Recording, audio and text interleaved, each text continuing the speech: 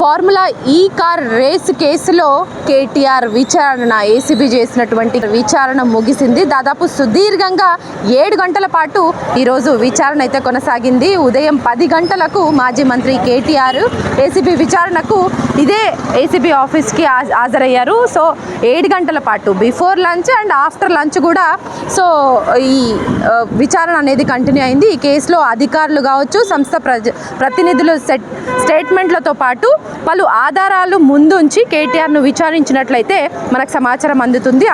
దాంతోపాటు కేటీఆర్ను IO officer Majid Khan, అట్లాగే ACP joint director Ritu Raj, అట్లాగే డైరెక్టర్ తరుణ్ జోషిల బృందం విచారించారు. అంటే 3 బృందాలుగా ఈరోజు విచారణ అయితే కంటిన్యూ అయింది. ఈ కేసులో ఫిర్యాదుదారుడు గత మున్సిపల్ శాఖ ప్రిన్సిపల్ సెక్రటరీ దానా కిషోర్ స్టేట్మెంట్ ఆధారంగా కూడా ఈరోజు విచారణ అయితే కొనసాగింది. అట్లాగే ఈ కేసులో A2గా ఉన్న సీనియర్ ఐఏఎస్ అరవింద్ కుమార్, అట్లాగే హెచ్ఎండిఏ మాజీ చీఫ్ ఇంజనీర్ బిఎల్ఎన్ రెడ్డిలు ఇచ్చిన స్టేట్మెంట్ ముందు ఉంచి ప్రశ్నించినట్లయితే తెలుస్తుంది. దాంతోపాటు FUOతో ఒప్పందాలు, నిధుల బదిలీ అంశాలు, అట్లాగే క్యాబినెట్ ఆమోదం కావచ్చు, ఆర్థిక శాఖ అనుమతి లేకుండా ఎందుకు నగదు బదిలీ చేశారని ప్రశ్నించినట్లయితే తెలుస్తుంది. ఇక ఈ ఫార్ములా ఈ రేస్ నుంచి గ్రీన్కో కంపెనీ ఏదైతే ఉందో అది తప్పుకోవడానికి కారణం ఏంటన్న కీలక అంశాలపై కూడా కేటీఆర్ను ఏసీబీ ప్రశ్నించినట్లయితే తెలుస్తుంది.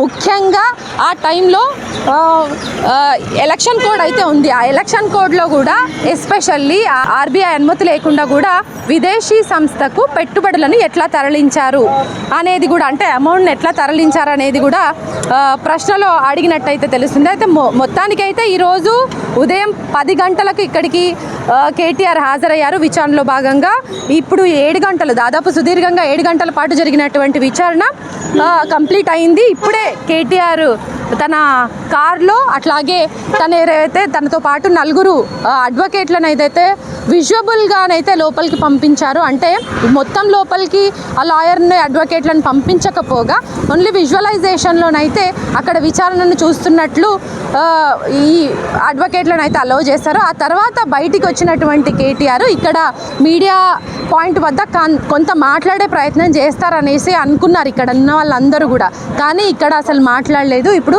డైరెక్ట్గా బీఆర్ఎస్ భవన్కు కేటీఆర్ వెహికల్ అయితే మూవ్మెంట్ అయ్యింది. సో మనం విజువల్లో చూడొచ్చు కేటీఆర్ వెహికల్ మూవ్మెంట్ అయినటువంటి సిచ్యువేషన్ని మనం చూసాము. అట్లాగే సుమారు 7 గంటల పాటు విచారణ అయితే కంటిన్యూ అయింది. మరి ఇలాంటి క్వశ్చన్స్ అన్నీ కూడా, అంటే ఎస్పెషల్లీ మెయిన్గా ఈ హెచ్ఎండిఏ నిధుల దుర్వినియోగం ఎలా జరిగింది ఏంటి అన్న దాని మీదనే విచారణ అంతా కూడా కంప్లీట్ అయింది. అందులో ఇంతకుముందు ఎవరినైతే స్టేట్మెంట్స్ తీసుకున్నారో, ఇంతకుముందు విచారించినటువంటి వాళ్ళందరి స్టేట్మెంట్ ఆధారంగానైతే ఈరోజు విచారణ కంటిన్యూ అయిందని చెప్పాలి. చాలా అంటే చాలా వాళ్ళ స్టేట్మెంట్లో ఏవేవి వీళ్ళకి ఆధారాలు అనిపించాయో వాటన్నింటిని కూడా ఈరోజు కేటీఆర్ ముందు పెట్టి వాటన్నింటి కూడా ప్రశ్నలకు సమాధానం చెప్పమంటూ కూడా ఈసారి విచారణ కొనసాగింది.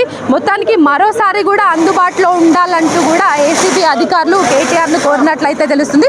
సో ఈరోజు విచారణ దాదాపు 7 గంటల పాటు సుదీర్ఘంగా కొనసాగింది. మళ్ళీ ఇంకో రోజు తేదీ ఎప్పుడు ఏసీబీ అధికారులు కేటీఆర్కి ఇస్తారు, ఇంకా 3 సార్లు కాదు 30 సార్లు పిలిచినా నేను చట్టాన్ని గౌరవిస్తాను, ఇదే విచారణకు హాజరవుతాను, పిలిచినప్పుడల్లా అసలు ఇది కక్షపూరితమైన రాజకీయాల్లో భాగంగా కేసు పెట్టారు నా మీద అనేసి కేటీఆర్ గారు అన్నారు. కానీ మరి ఈరోజు విచారణ అయితే కంప్లీట్ అయింది. మరి ఇంకా ఆయన ప్రెస్ మీట్ పెట్టి అదే బీఆర్ఎస్ భవన్లో ఇంకా ఏం చెప్తారు, ఎలాంటి ప్రశ్నలు వాళ్ళు అడిగారు, లేదంటే ఈయన ఎలాంటి సమాధానాలు చెప్పారన్న విషయాలను అయితే తేలాల్సి ఉంది. మనకు వస్తున్నటువంటి సమాచారం మేరకు మాత్రం ఇప్పుడు నేను చెప్పిన అంశాలన్నింటినీ కూడా ఏసీబీ అధికారులు కేటీఆర్ని అడిగినట్లు విచారణ చేసినట్లయితే తెలుస్తుంది. సో చూడాలి, మరి ఇంకోసారి అందుబాటులో ఉండాలన్నారు. డేట్ అయితే ఇంకా ఫిక్స్ కాలేదు.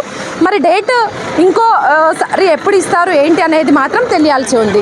ఇది ఈరోజు విచారణకు సంబంధించిన పూర్తి అప్డేట్స్. కెమెరా పర్సన్ నరసింహతో హరిత, న్యూస్ లైన్ తెలుగు.